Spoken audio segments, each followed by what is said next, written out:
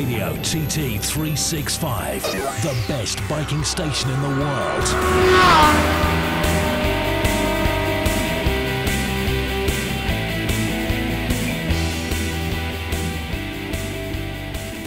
As a rider? 1968 I first came here and rode in the senior, and I got the Newcomer's Award, yes. Right, and what on and what position? And well, it was a Sealy engine and Matisse frame.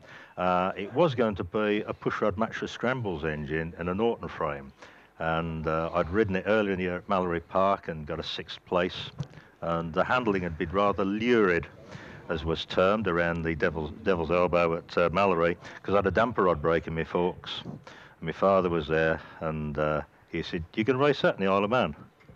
I said, yeah, it'll be all right. There's a damper rod broken, I can fix it. And they says, "No, you're not going to race that in the Isle of Man. No way." I was, "Dad," you know, because I was only 18 at the time. And he says, "No, if you're going to kill yourself on something, you'll kill yourself on something decent." What can we get? Really? And yeah, he only such enthusiasm from a parent. Oh yeah, and but he only signed as guarantor. I had to pay for it and run it myself as a BSA apprentice. Okay. One of the top guys, unfortunately, John Holden, took an accident in that sidecar practice on Monday and crashed at the Waterworks, having just passed Dave Molyneux, who'd won Sidecar Race A, and he got it all wrong at Waterworks. John had just won his first TT last year. He's had a disastrous practice. Things haven't gone right for him, culminated in this accident, and he's gone and busted his pelvis and stuff. He's not seriously hurt, but he's obviously too hurt to... Yeah, it's just a broken pelvis. Just a pelvis. Yeah. No, I mean, it's not... No, we know what you mean. Randy, I don't guess our lap today will get us qualified for the senior, will it? No. Don't make him laugh, it'll hurt him. Oh yeah, crikey, they are painful. Yes, and it might only be a crack, I don't know. Well, we wish him the best of luck. Obviously, these guys come out here to give it their all. They have fun about doing it. It's the big challenge of this 37-mile lap. You know, and getting back to, you know, the scenario of 35 years ago when I first came over here, you know, I just thought those guys are completely crazy. And it was quite funny because looking back through my years, watching Ricky Johnson in Supercross, I remember at the San Jose right by my house jumping triple jumps back in 1980, and I'm thinking, man, these guys are crazy. And, you know, times have changed in so many ways because nobody rides a bicycle anymore. Risky was riding the bicycle without your helmet. Risky was the windows up in the car in the 57 Cadillac with Dad smoking a cigar and Mom with a cigarette. And now, look what kids and athletes are doing. They're pushing envelopes everywhere. The BMX, the motocross, who would ever thought double backflip? They're looking at trying to do a triple backflip at the moment. A forward flip on a motorcycle. How do you even think about doing such a thing? I've only ever pulled a half flip off. We've done a few of those, all of us in our career, haven't we? Yeah. But so who am I to say what's extreme? And so that's what we're here for. I can tell you after the race in Barcelona, Valley asked me if I was just staying home, and I said no, I'm heading off to the Isle of Man. He goes, "Oh, you're gonna love it." He said he had so much fun riding around here with Ago. Who else was with him? There was a third person. There was.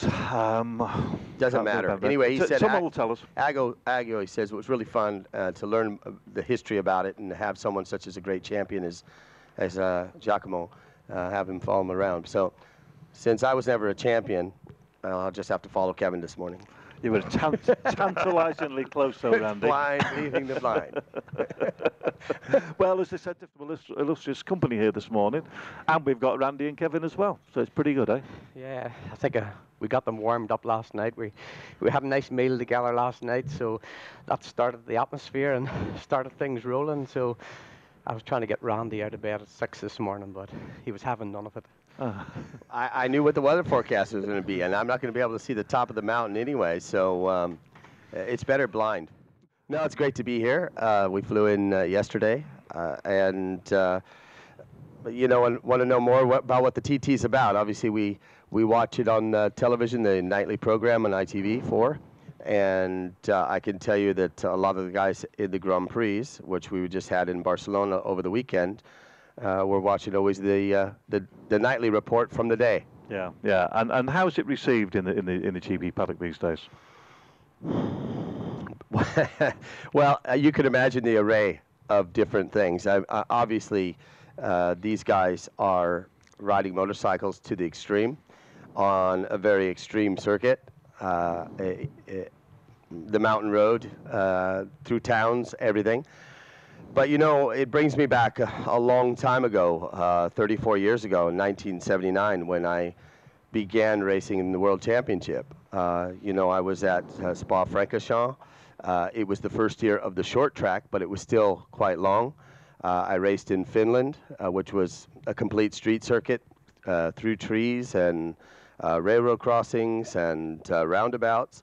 And then, of course, there was Brno, the Czech Republic, which they had already canceled out the 500. Kenny Roberts didn't have to run it, as he came over in 1978.